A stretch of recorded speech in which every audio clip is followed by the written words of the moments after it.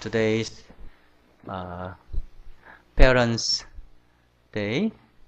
So I'd like to pray for our all mothers and fathers in our family. Also, I'd like to pray all blessing for our parents.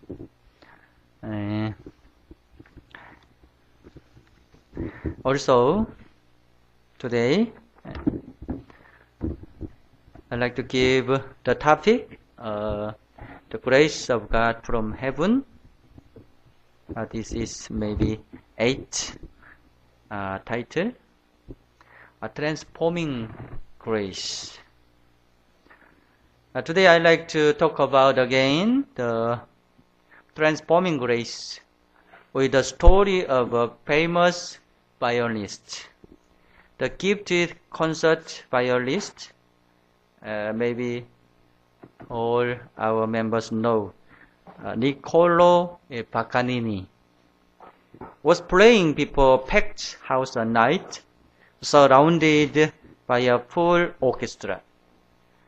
He was playing a number of difficult pieces, and then he came to one, which was his favorite, a violin concerto. He started to play the concerto with the orchestra accompanying him. A few moments into the piece, one of the strings on his instrument snapped and hung graciously down from his instrument. Relying on his genius, he continued to play the piece with the remaining 3 strings. A few months later, into a piece, a second string snapped. But again, relying on his genius, he continued to play the piece on the remaining 2 strings. Then the third string snapped. 3 strings dangling from his instrument, and he continued to play on 1 string. At the end of this magnificent concerto, the audience stood and applauded until their hands were numb. So incredible was the playing of this genius. Never thinking to ask for an encore, the Italian audience sat down. Paganini stepped to the front of the stage and held his instrument high and announced, "Paganini and 1 string." And he continued to play a full encore with the orchestra accompanying him. Incredible playing. He made more music that day out of just 1 string than most people ever could out of 4. Along with the attitude of persistence. I think sometimes we focus too many things on the string that dangle in our life. What are the strings that dangle in our lives? I call them the inevitables. The inevitables that happen to us. It's not car not starting when we are late for an appointment. It's sometimes happening on work that causes you to be late. We don't have a choice over them. We can't control them. But we do have 1 string left. So how do we play a symphony on 1 string like Paganini? Let's think about. First, change the way you think. Philippians chapter 2, verse 5 says, Your attitude should be the same as that of Jesus Christ. How can we have an attitude of Christ? Is to be transformed by God's grace. That's the first step in being transformed by God's grace.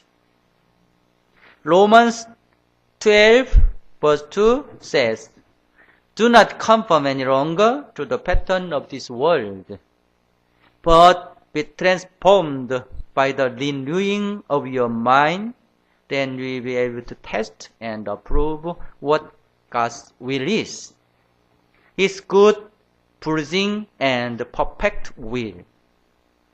When we are changed, when we are transformed, it has to do with our attitudes.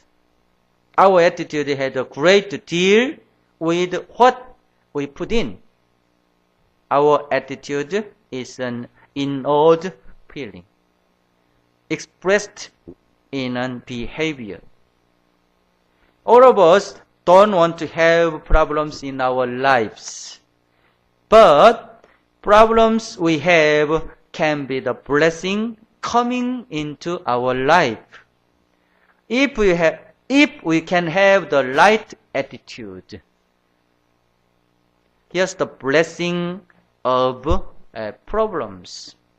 The problem we possess is acrotic. Let's read together. P. All problems are predictable.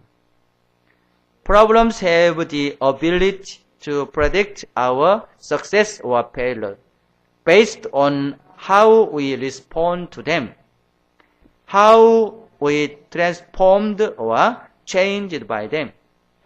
P means predictors. R, reminder. Problems are a reminder that life is tough. We need God's grace to help us through. O means opportunity. Problems are an opportunity. When I have problems come into my life, I often will refer to them as an opportunity. Just trying to remain a right attitude. B means blessing. Problems are blessing. The Bible says we grow more through trials and difficulty than anything else. James chapter 1-2, consider it pure joy, my brothers, whenever you face trial of many kinds. L means lesson. Every problem we have is a lesson. Every problem has something to teach us.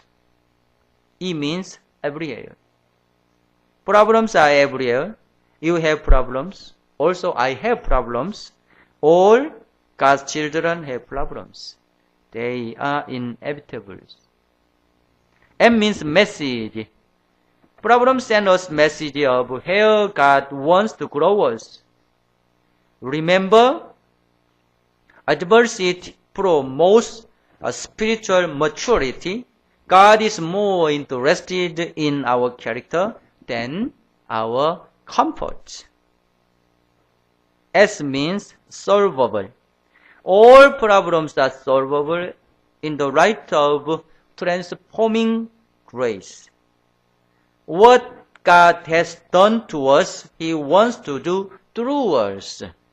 Jesus does not care where your problems have taken you. Instead, He does care where you are going to. He wants to be involved in our lives. Number 2, choose to focus on others.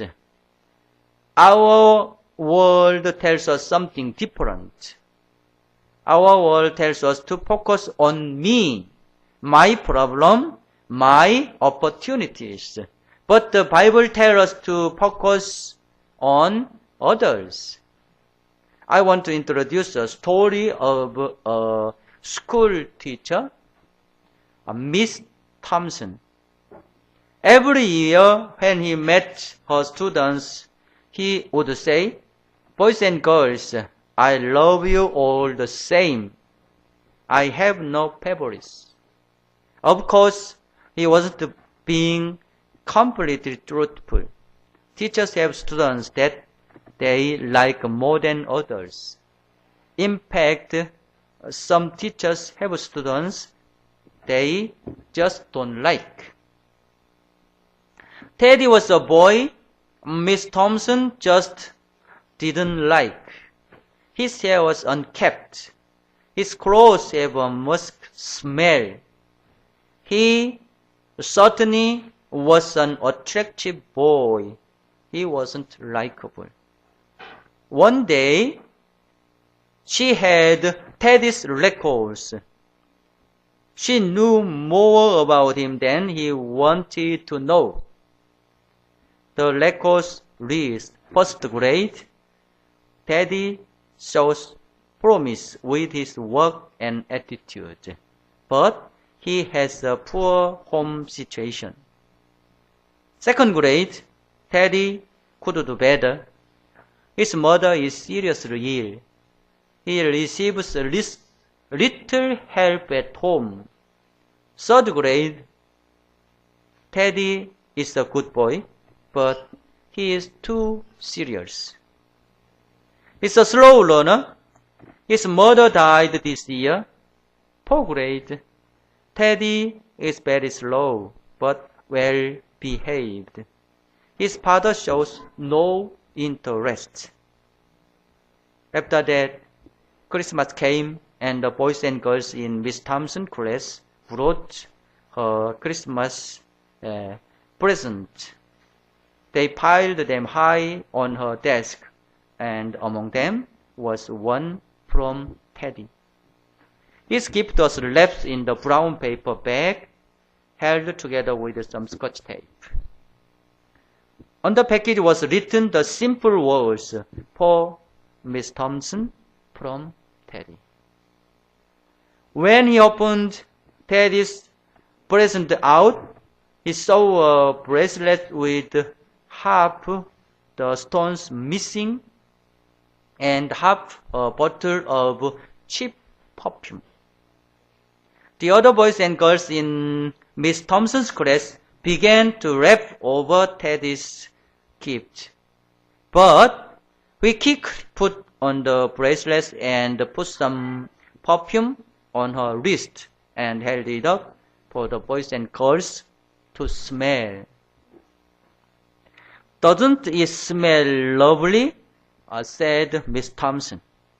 The children agreed.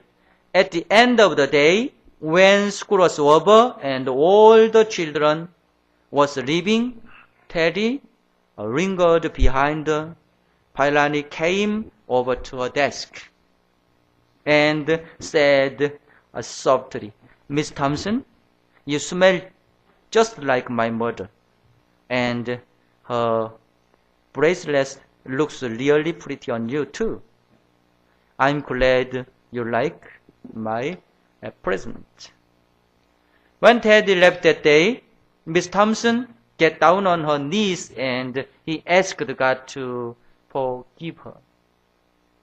The next day, when the children came, they were welcomed by a new teacher. This Thompson had become a different person. She was changed. He was transformed. There was a metamorphosis that happened. She was no longer just a teacher. He had become an agent of God. She was now a person committed to loving children and doing something for them. He held all the children, especially Teddy, and by the end of the school year, all the children in her class showed improvement, especially Teddy. After that, Miss Thompson didn't hear from Teddy for a long time. Then she received a note that read, Dear Miss Thompson, I'll be graduating medical school. The university has not been easy. I wanted you to be the first to know. Love, Teddy. 4 years later, also got a note from Teddy. Dear Miss Thompson, as of today, I'm Theodore Stellage, a medical doctor. Yeah. How about that? I wanted you to be the first to know. I'm getting married next month, the 27th. I want you to come and sit where my mother would have sat if she were alive. Daddy died last year. You are the only family I have now. Love, Teddy. Miss Thompson went to the wedding and she sat where Teddy's mother would have sat. She deserved to sit there because of the time and the effort and allowing God's transforming grace to metamorphosize her, to transform her. I think sometimes we focus too many hours on the string that dangle from our lives when we have one string left. We need to play it with all our hearts.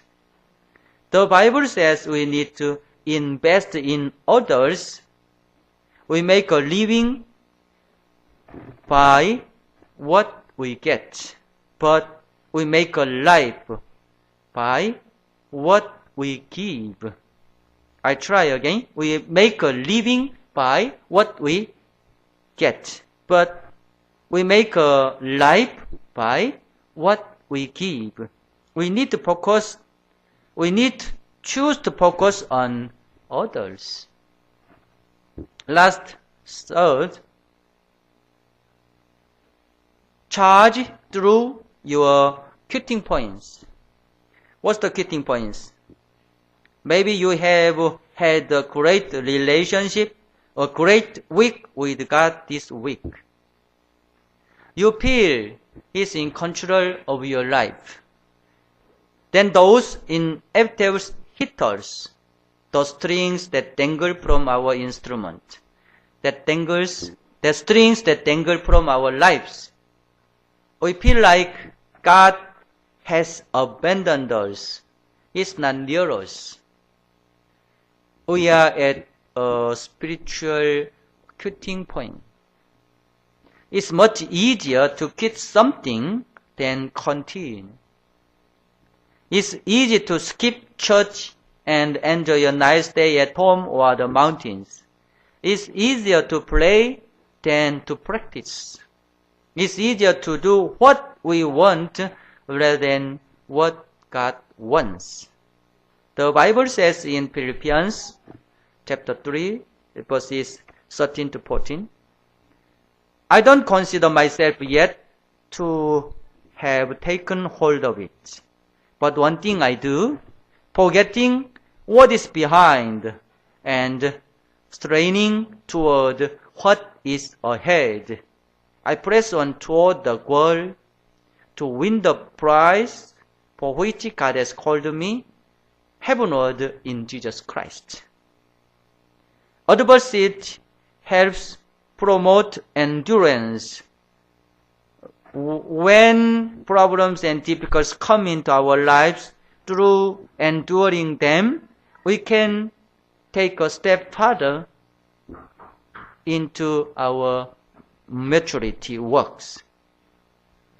That's how God gets our attention. I'd like to give an example for you to do this week. Psalms 119, verse 11 says, I have thought much about your words and stored them in my heart so that would hold me back from sin.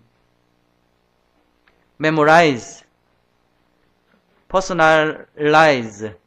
analyze. The first thing to do this week is memorize God's Word, so we can see our life and our problems in light of what God says. Memorizing God's Word, putting it in our heart.